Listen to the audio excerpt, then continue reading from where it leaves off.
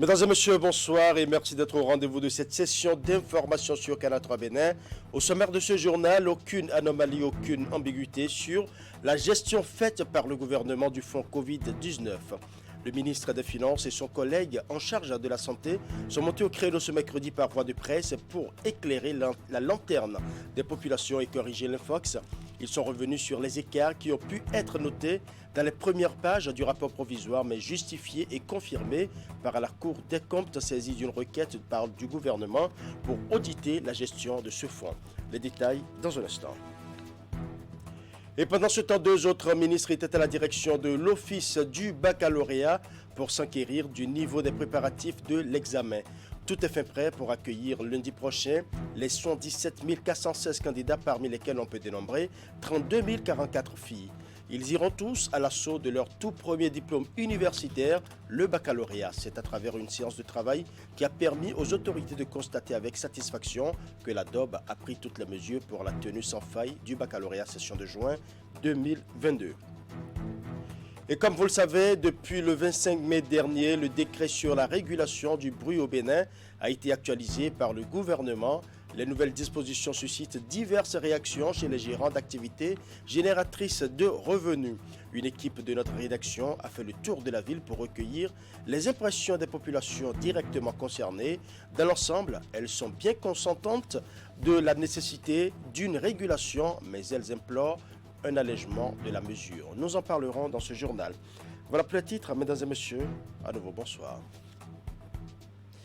La gestion faite par le gouvernement du fonds Covid ne souffre d'aucune anomalie ni d'ambiguïté. C'est ce qu'il faut retenir de la conférence de presse animée ce jour par deux membres du gouvernement. Le ministre d'État chargé de l'économie et des finances et le ministre de la Santé sont revenus sur les écarts qui ont pu être notés dans les premières pages du rapport provisoire, mais justifiés et confirmés par le reste du travail par la Cour des comptes saisie d'une requête du gouvernement pour auditer la gestion de ce fonds.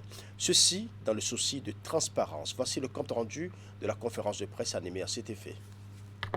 C'est un exercice à valeur de clarification sur ce qu'il convient d'appeler attaque infondée et injustifiée au sujet de la gestion faite par le gouvernement du fonds Covid-19. Qu'est-ce qui explique l'écart dans le même rapport de la Cour, en page 15, où ils ont dit le montant total des dépenses, 453 milliards 564 millions de francs, et en page 46, 317. Mais la raison est toute simple. Deux conférenciers pour faire la lumière et toute la lumière sur les variations de chiffres à l'origine de cette cabale. Ce montant de 453 milliards correspondait à l'estimation des dépenses que nous pensons que tous les sectoriels impliqués allaient faire. Donc, dans ces montants-là, il y avait des montants déjà exécutés et il y avait des prévisions de dépenses à venir. Le 22 février 2022, nous avons transmis maintenant à la Cour des comptes les éléments d'appréciation des dépenses effectivement réalisées au 31. Donc, il n'y a plus d'estimation. Je voudrais insister sur le fait que dans la démarche que le gouvernement a entreprendre, dès qu'un réactif apparaissait et était concluant, validé par l'OMS, nous nous positionnons dessus. Avec l'accompagnement et la validation des partenaires techniques et financiers, notamment de la Banque mondiale. Et c'est ainsi que nous avons lancé, dès qu'un réactif est apparu, nous avons lancé l'acquisition automatiquement. Et en matière de réactifs, il faut savoir qu'il y a la qualité des réactifs et le nom des laboratoires. L'approche de la Cour des comptes, toute particulière, a contribué à nourrir cette polémique avec à la clé des recommandations pas forcément partagées. La Cour en matière de procédure nous dit qu'on aurait dû avoir une planification budgétaire des achats qu'on va faire dans le cadre de la Covid en 2021, considérant qu'à partir du moment où la crise a duré plusieurs mois, on devait faire. Mais même à l'heure où je vous parle, qui peut dire s'il n'y aura pas un variant demain? Qui peut prévoir la sévérité, la dureté de cette crise? Face à une crise de l'envergure de la Covid-19, le gouvernement avait l'obligation d'engager des mesures urgentes pour la survie des populations et la riposte appropriée. Et dans le contexte, des pays ont fermé les verrous et ont demandé à ce que leur territoire soit d'abord totalement approvisionné avant que les laboratoires ne puissent exporter ces réactifs.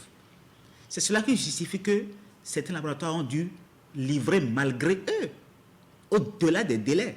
on se réjouit quand même aujourd'hui que, en allant jusqu'au bout, en donnant tout, la Cour quand même conclut aujourd'hui qu'elle n'a pas détecté d'anomalie. Disons-nous la vérité, ce qui est recherché, et nous, ce que nous recherchions, nous, gouvernement, nous-mêmes, c'est de s'assurer que personne dans la chaîne de dépenses publiques n'a fait de fausses facturations ou des actes anormaux.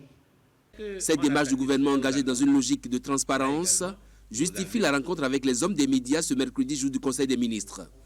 Le rapport définitif de la Cour des comptes est déjà disponible. Quant aux réclamations diverses formulées par certains bénéficiaires, le gouvernement rassure du traitement diligent pour une réponse rapide et efficace. Hier, c'était 14 juin, une journée dédiée à la protection de la vie à travers la Journée mondiale du donneur de sang. Une journée instituée par l'Organisation mondiale de la santé. Pour cette 19e édition, les manifestations officielles au plan national se sont déroulées dans la ville historique de Ouidah. Retour sur les temps forts et les principaux messages à dévoiler au public. Cette marche des donneurs bénévoles de sang du Bénin, démarrée au niveau du marché de Passé dans la ville de Ouidah, lance la célébration de la 19e journée mondiale du donneur de sang. Ces derniers ont parcouru environ 5 km pour échouer ici, au fort français, où se déroulent les manifestations officielles. Une journée pour célébrer ces hommes et femmes qui donnent un peu de leur sang pour sauver des vies humaines. Nous ne devons pas être les seuls donneurs.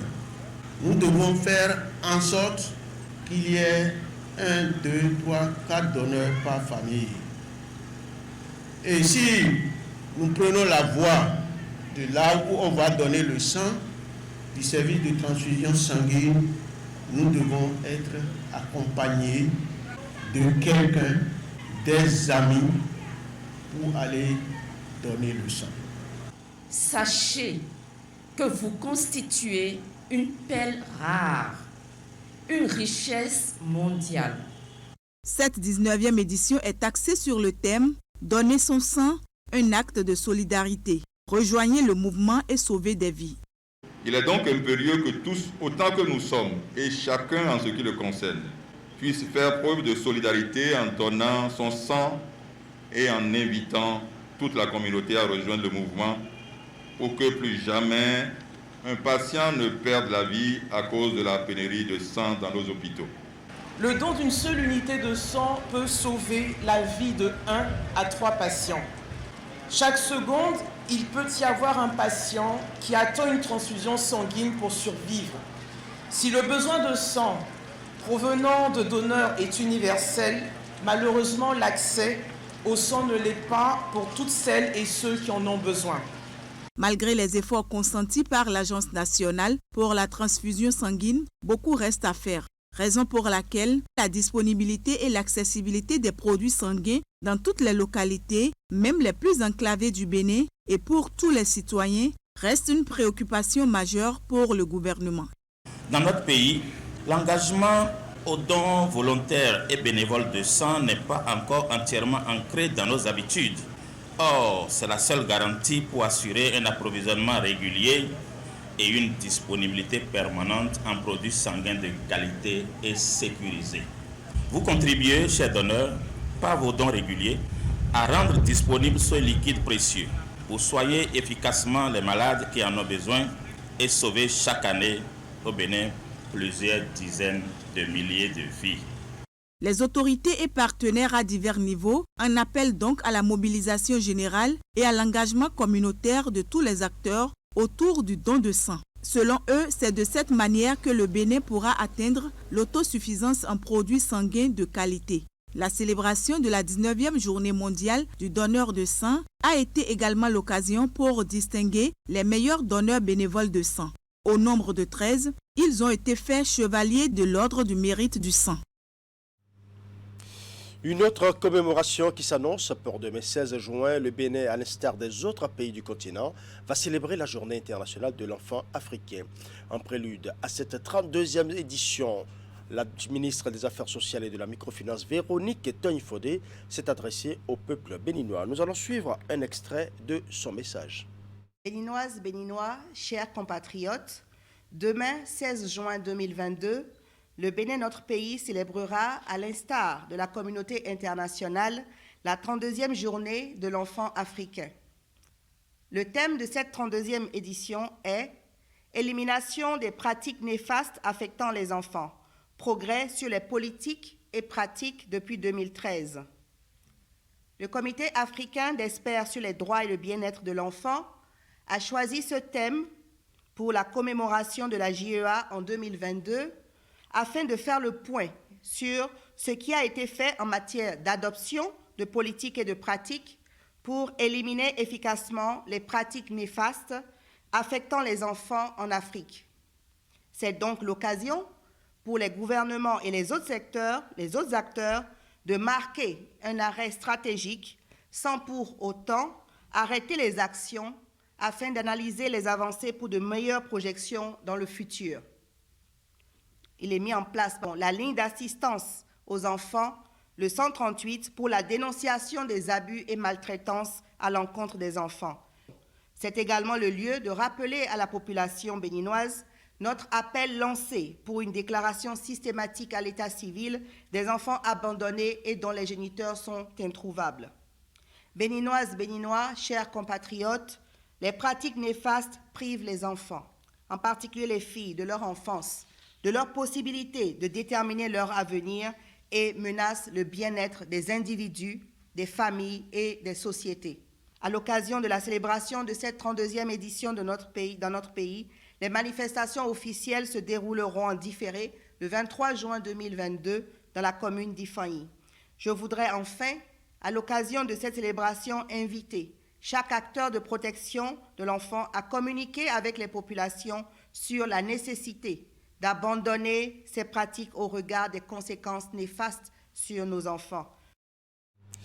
Nous allons à présent parler diplomatie avec la session annuelle du comité mixte paritaire de concertation bénino-belge. C'est un creuset permanent d'échange dont les travaux se sont déroulés ce mardi au ministère des Affaires étrangères et de la coopération. Il s'agit pour les deux États d'évaluer la mise en œuvre des projets et programmes d'accords partis au titre de leur coopération. Narcisse Alossé pour plus de précisions. Pour la 4e fois de leur histoire, le Bénin et la Belgique se concertent à travers leur représentation diplomatique pour faire le point de la mise en œuvre des projets et programmes retenus d'accords partis au titre de leur coopération.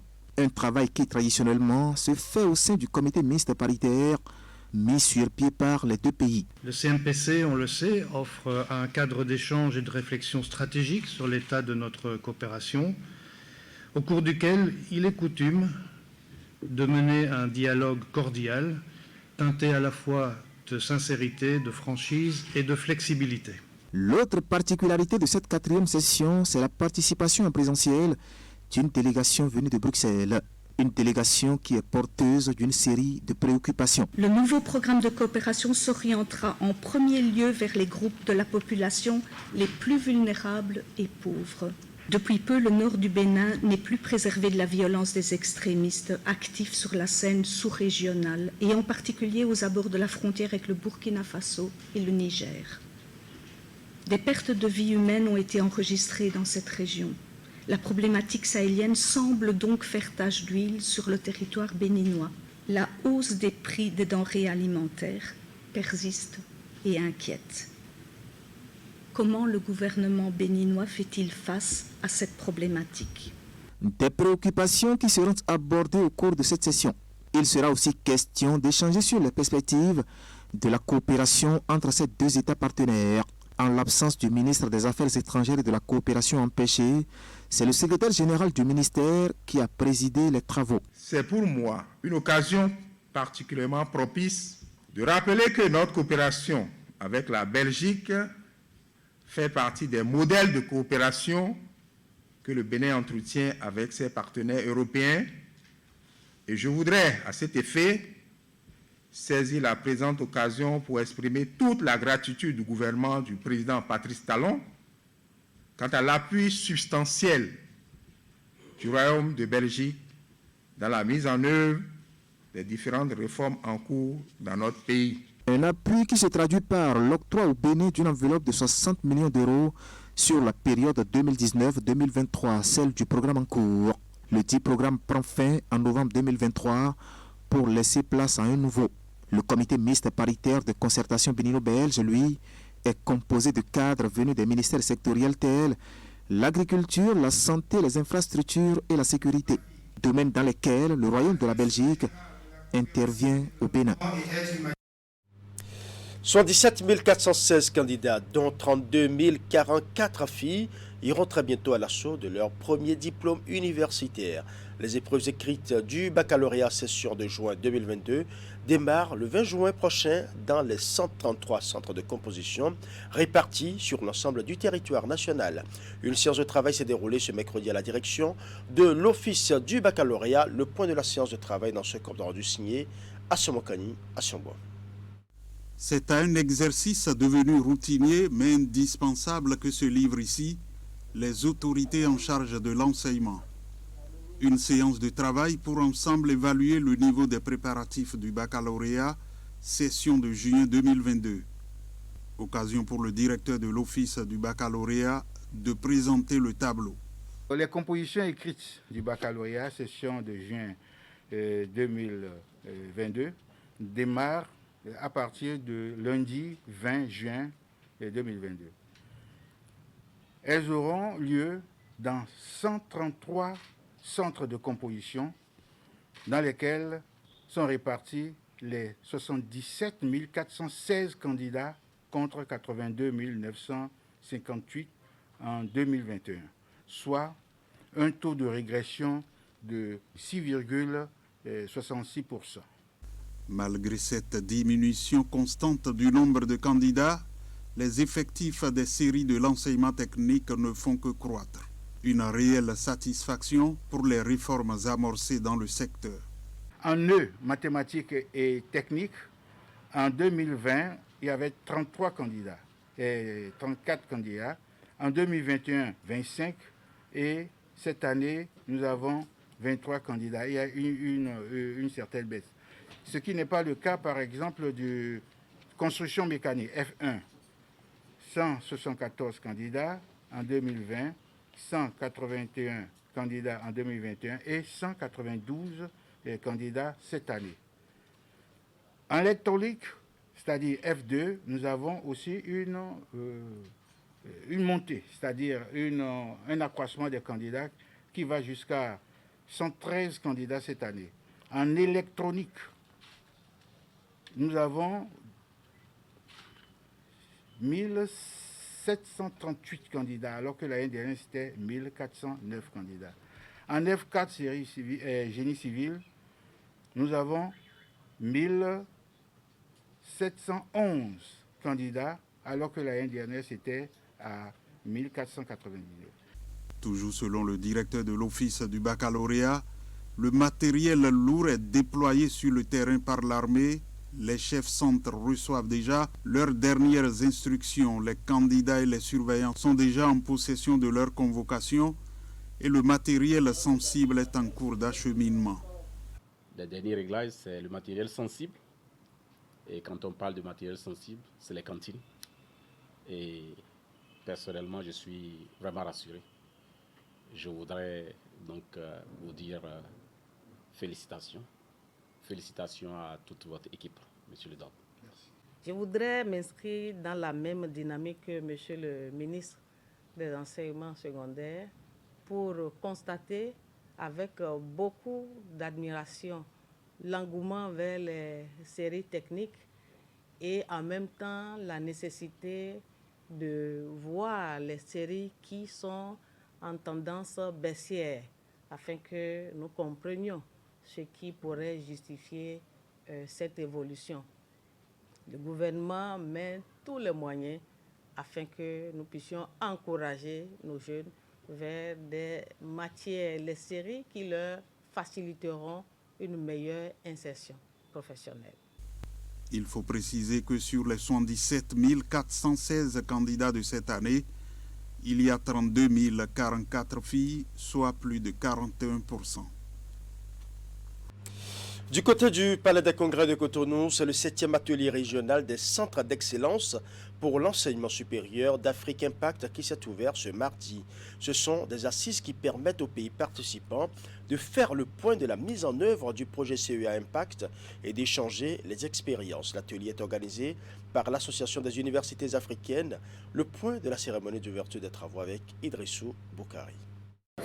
Après le rendez-vous d'Abuja en 2019, c'est la première rencontre post-Covid en présentiel qui se tient à Cotonou. Au Palais des Congrès ce mardi 14 juin 2022, s'ouvrent les travaux du 7e atelier régional des centres d'excellence pour l'enseignement supérieur d'Afrique Impact. Initiative de l'Association des universités africaines en collaboration avec le ministère de l'Enseignement supérieur du Bénin, avec le soutien de la Banque mondiale et de l'Agence française de développement. Les résultats obtenus à ce jour, aussi bien par ACE Impact que par ACE Partners, sont déjà tout à fait significatifs et montrent que les différents centres appuyés par le projet sont en train de surmonter la perte d'élan due à la crise de la Covid. En particulier, on note que les recrutements d'étudiants sont satisfaisants, que des programmes de formation sont accrédités conformément aux prévisions. Le CEA Impact est bien plus qu'un projet, comme je le disais tantôt. C'est une vision à long terme qui a pour objectif de promouvoir l'excellence et la collaboration régionale dans l'enseignement supérieur et la recherche, afin de permettre aux pays participants et à l'Afrique de produire une expertise locale à même de répondre aux défis de développement de la région. Le projet des centres d'excellence pour l'enseignement supérieur d'Afrique Impact apporte son soutien dans le domaine de l'eau, des maladies infectieuses, des sciences et technologies numériques et les activités minières durables. Initié par la Banque mondiale en collaboration avec le gouvernement des pays participants, le projet CEA Impact prend en compte 11 pays d'Afrique avec 53 centres d'excellence opérationnels, dont 3 au Bénin.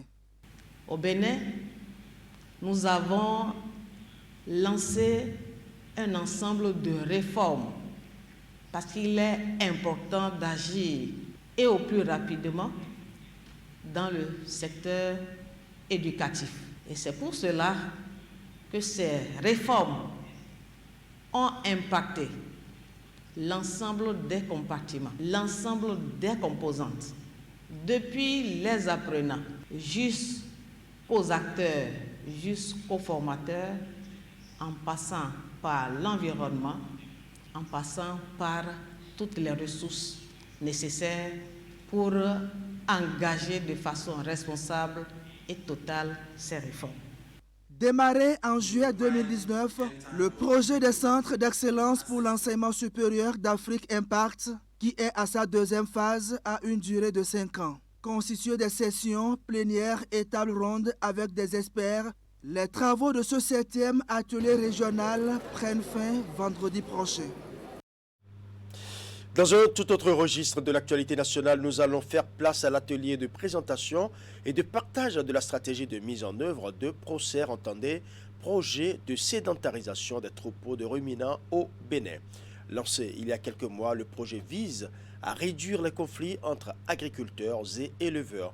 Dans la commune de Boycon, les acteurs impliqués dans le projet vont échanger sur son contenu et développer une synergie d'action en vue de l'atteinte des objectifs. Imet Elena Mousso. L'atelier regroupe des cadres et acteurs provenant du sud du pays. Ils interviennent tous dans la mise en œuvre du projet de sédentarisation des troupeaux de ruminants au Bénin PROCER. Capitale, les assises s'inscrivent dans la droite ligne des diverses actions prévues en vue de la réussite du projet. Elles font suite à l'atelier d'internalisation et d'appropriation des documents du PROCER. Un rendez-vous qui a permis aux participants de mieux comprendre leur mission en plus de la stratégie de mise en œuvre des actions dont ils sont responsables en collaboration avec les autres parties prenantes, toujours à cette rencontre de novembre 2021. Il a alors été convenu d'élaborer un document de stratégie de mise en œuvre du projet pour permettre aux cadres d'asseoir une méthodologie adéquate et de décrire l'opérationnalisation des différentes activités et les synergies d'action qu'il peut y avoir entre ces activités. Le document de la stratégie de mise en œuvre du projet rendu disponible, il a alors été jugé opportun de partager ce document avec les différentes parties prenantes. C'est ceci qui justifie la tenue de la présente rencontre. Je suis persuadé que ces travaux permettront aux acteurs du développement local que nous sommes de nous approprier l'approche d'intervention du projet PROCER et surtout de prendre notre part de responsabilité dans la mise en œuvre efficace de ce défi qui est un défi commun. Démarré ce mardi, le rassemblement de Boycon va durer 3 jours. La retraite a pour objectif de présenter et de partager le contenu du projet, la stratégie de mise en œuvre proposée et son opérationnalisation avec les parties prenantes.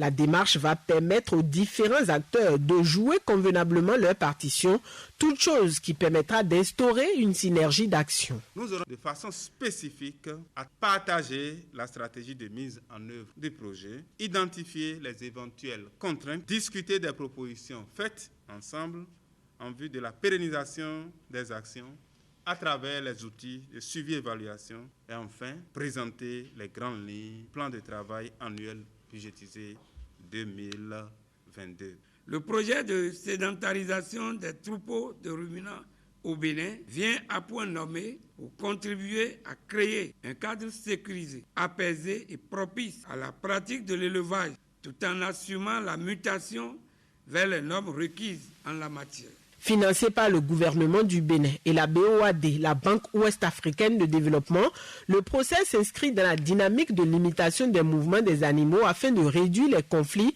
entre agriculteurs et éleveurs. L'idée vise également à garantir l'accès des troupeaux aux ressources pastorales telles que l'eau et le fourrage en toute période de l'année. Après l'étape de Boycon, le même atelier sera organisé à Parakou au profit des acteurs du septentrion impliqués dans le projet. Allons à présent à l'université d'Abomey-Calavi qui a enregistré un nouveau docteur. Il répond au nom de Sourou Malikiyou Awo. Il a défendu sa thèse de doctorat en géographie et gestion de l'environnement ce mardi à l'école doctorale pluridisciplinaire de l'université d'Abomey-Calavi. Grâce aux fruits de ses recherches, les producteurs du pôle de développement agricole 4 peuvent désormais mieux gérer les risques climatiques liés à leur culture. Reportage. Les études minutieuses sur les conditions climatiques pluviales dans les zones Borgou Sud, Donga et Colline sont ainsi couronnées. Ces travaux se soldent par des informations fiables et des outils opérationnels de gestion des risques au pôle de développement agricole 4. L'auteur de ces recherches accède par ses résultats au grade de docteur en géographie et gestion de l'environnement. Nous avons essayé d'analyser les risques agronomiques, les risques pédologiques, ainsi que les risques climatiques qui peuvent entraver les principales filières qu'il y a au niveau de ce pôle de développement-là. Je rappelle que c'est le plus grand pôle de développement agricole. Et les pôles de développement n'étant pas calqués sur le modèle des zones agroécologiques, notre objectif c'était de proposer des outils qui permettront de faciliter la prise de décision à l'intérieur de ces pôles-là. En ce moment, les outils n'existaient pas. Nous avons pris le temps qu'il faut pour faire les recherches de façon approfondie. Aujourd'hui, les résultats que nous avons obtenus nous ont donné raison. Ces solutions-là, ces mesures que nous avons proposées-là, peuvent être implémentées au niveau de ce pôle-là et l'administration sera informée à cet effet. Le thème est d'actualité. Son intérêt scientifique et les apports pratiques issus des expériences de terrain de l'Impétran, en tant qu'agent du ministère de l'Agriculture, lui donne l'avantage. Sourou Malikiyou Awo a convaincu le jury international à travers la qualité des travaux, sanctionnés par la mention très honorable. Monsieur Awo a aussi mis à la disposition, n'est-ce pas, du Bénin, je veux dire principalement des agriculteurs, de nouvelles techniques, de nouvelles manières de faire l'agriculture de façon à générer un peu plus de rendement ou des rendements meilleurs plus que ce que nous avons obtenu jusqu'à présent et donc avoir un peu plus d'argent, sinon beaucoup d'argent. Et c'est de ça qu'il s'agit. Et tout ça, ça rentre dans l'orientation générale que nous voyons dans le pays depuis 2016 maintenant. Des universitaires du domaine d'études et proches de l'Impétran ont honoré la cérémonie de soutenance de leur présence. Une thèse qui est à la croisée de 3 sciences, à savoir la géographie, l'agronomie et la géoscience, ce qui concerne les contraintes environnementales, c'est-à-dire les questions des changements climatiques. Donc, quand on finit de faire une thèse qui est pluridisciplinaire, c'est que c'est une très bonne thèse. Sourou Malikiyou Awo est un des acteurs de mise en œuvre du projet d'appui à la compétitivité des filières agricoles et à la diversification des exportations PACOFID. Il entend très vite appliquer les solutions pratiques obtenues grâce à ses recherches. Vous le savez déjà, depuis le 25 mai dernier, le décret sur la régulation du bruit au Bénin a été actualisé par le gouvernement. Les nouvelles dispositions suscitent diverses réactions chez les gérants d'activités génératrices de revenus. Ils sont bien conscients de la nécessité d'une régulation, mais ils implorent un allègement de la mesure. C'est un reportage signé William Cliquant. Plus personne n'a le droit d'émettre du bruit au-delà de 70 décibels à l'intérieur des édifices et 60 décibels dans les zones agglomérées. Par ces nouvelles dispositions mettant à jour la mesure de réglementation de l'émission du bruit au Bénin, le gouvernement vise à réguler la pollution sonore. Les causes sont claires, les plaintes sont nombreuses et les acteurs les comprennent. Les voisins, ceux qui peut-être sont en réunion chez eux ou bien ils sont indisposés, les bruits de nos machines les gênent. Mais nous sommes obligés de faire avec. Beaucoup se plaignent, mais l'État a jugé bon aussi de mettre les autres aussi dans leur jargon, de se reposer un temps soit peu avant de pouvoir reprendre leur boulot. Donc il est normal que nous acceptions cela à l'État. C'est un bon décret parce que sachant bien que la pollution sonore crée beaucoup de dégâts du côté de la santé, surtout de la population. Voilà, donc ce qui fait que nous avons juste tout de suite opté pour la décision du gouvernement. Ces exigences ne consolident qu'une habitude pour certains qui respectent déjà ces normes depuis toujours avec le décret d'août 2001 portant réglementation du bruit. On avait déjà l'habitude de respecter cette réglementation, donc on a juste continué dans le même sens, c'est ça. L'interdiction de certaines heures de travail, 13h à 15h et de 22h à 6h pour les jours ouvrables et 20h à 10h pour les jours de repos, n'est pas sans conséquence sur certaines activités professionnelles menées. Parfois, nous sentons que c'est un blocage pour nous, puisque parfois il y a des délais de livraison qui nous prennent sur le terrain ou deux chantiers en cours ne nous permettraient plus d'accéder à 2h, 2h30 de repos. Quand il y a des commandes, nous sommes obligés de revoir nos copies autrement ou d'augmenter des personnels pour se faire gagner du temps que de chercher à faire avec l'effectif qu'on a au début. Dans notre secteur d'activité, la pression est déjà à un certain niveau. Cette nouvelle réglementation en rajoute. Je prie donc le gouvernement de nous alléger la tâche pour nous permettre de souffler. L'application effective de cette nouvelle réglementation est le seul gage pour les artisans d'échapper à la répression prévue pour démarrer dans quelques mois.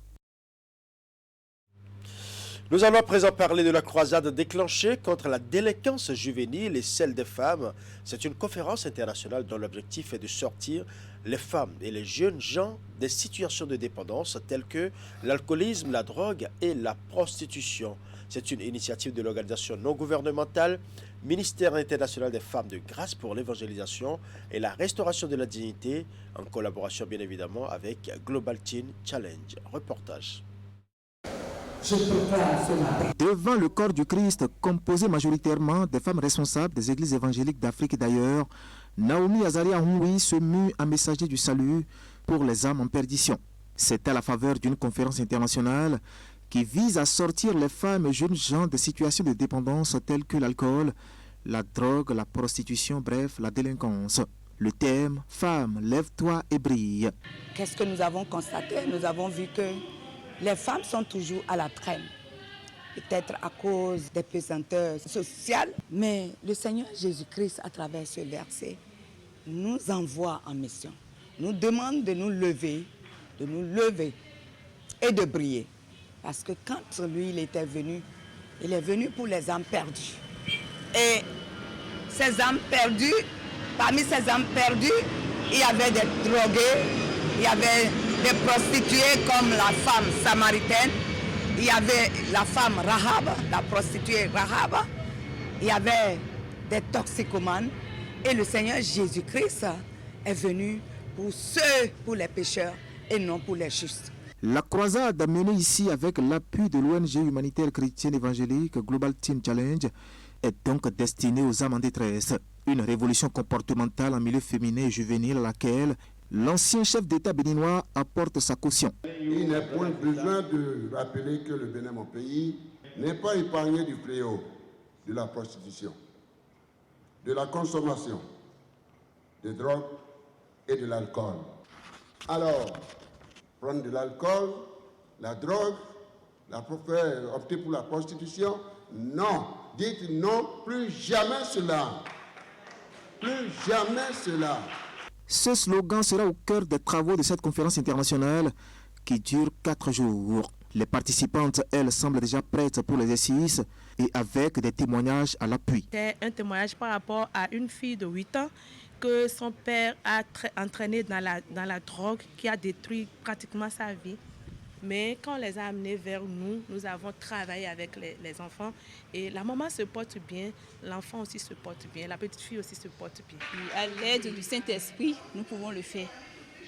Il suffit d'avoir la volonté et, comme je l'ai dit, la compassion, Seigneur, d'être touché, voir que ces personnes-là ont besoin du salut. Je crois fortement qu'à la suite de cette conférence, comme je le dis, il y aura un impact indélébile pour notre pays. Pourquoi? Parce que les femmes de rue, ces femmes qui sont délaissées, marginalisées, ces enfants qui sont des enfants orphelins, abandonnés dans les rues, et autres catégories de personnes en situation difficile, misérable, une solution va commencer par être trouvée. Des impacts attendus pour la restauration des personnes en délicatesse avec les valeurs que prônent les Saintes Écritures. Un vieux combat pour le ministère international des femmes de grâce pour l'évangélisation et la restauration de la dignité. Une organisation qui, depuis des années, accompagne spirituellement, psychologiquement et matériellement les femmes et les jeunes filles en situation de prostitution et les femmes et filles victimes de violences. Parlons à présent des membres de la FERCAP qui sont désormais aguerris en technique de calcul des taux d'exécution physique et financière et les indicateurs du programme de redevabilité. C'est un atelier de recyclage qui intervient quelques mois après l'expérimentation du système et le manuel de suivi-évaluation de la fêtière. Elle vient en complément à une première formation organisée dans la même dynamique. Ibet Elena Mosso. La formation est organisée au profit du chargé de suivi-évaluation ainsi que les points focaux des radios membres de la Fédération des radios communautaires et assimilées du Bénin FERCAB. Elle sera l'occasion de les recycler sur quelques notions clés, à savoir les techniques de calcul des taux d'exécution physique et financière, puis les indicateurs du programme redevabilité. Ce recyclage sera fait à la faveur de cet atelier de 2 jours, animé par le consultant Tatius Babadjiou, et le chargé de suivi évaluation du programme de redevabilité, M. Mak Kokoé. La Fédération des radios communautaires et assimilées du Bénin, avec l'appui de la coopération suisse, a saisi l'opportunité du PA complémentaire du second semestre 2020 pour commanditer la mise en place d'un système et d'un manuel de suivi, évaluation et capitalisation efficace, articulé autour du plan stratégique quinquennal qui vient à terme le 31 décembre prochain, et des activités du programme redevabilité. Ce manuel de suivi-évaluation à l'usage du personnel et des partenaires de la FERCAB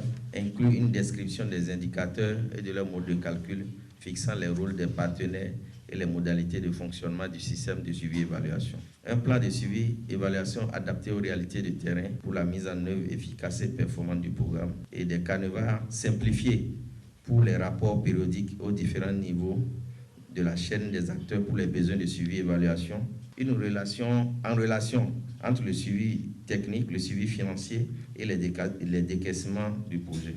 Composante essentielle de la bonne gestion et de la redevabilité interne et envers les parties prenantes, le dispositif de suivi et évaluation permet de juger de la progression réalisée en direction des objectifs et des résultats. Au cours de cette session de recyclage, il s'agit entre autres de faire connaître aux participants les indicateurs du programme redevabilité, leur mode de calcul et les techniques d'interprétation. Les échanges vont également leur permettre d'internaliser la notion d'indicateur, ses avantages et son importance pour une activité dans un programme annuel. Les assises vont aussi conduire à amener l'assistance à avoir l'aptitude de formuler le ou les indicateurs performants des activités ou actions d'un programme annuel. Je voudrais, en ma qualité de président de la Fédération des radios communautaires et assimilées du Bénin, souhaiter que cette session de recyclage soit profitable à la fêtière et à ses 39 radios membres dans l'atteinte de nos objectifs et pour le bonheur de nos différents partenaires